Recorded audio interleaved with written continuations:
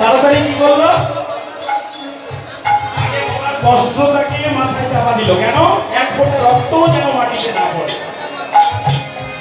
মাটিতে পড়লে কি হবে? নিতাই চাঁদ কে? শঙ্খস্বর বলরাম, হলধারী বলরাম। নিতাই চাঁদের রক্ত এক ফোঁটা ধরতিতে পড়লে ধরতি মাতা বন্ধা হয়ে যাবে, কোনো ফসল হবে না।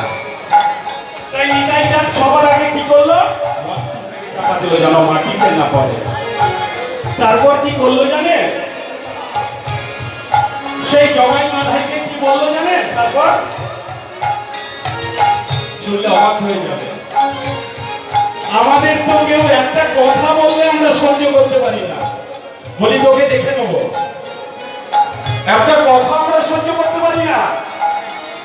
আর নিতাই চাঁদ আমার কি বললো?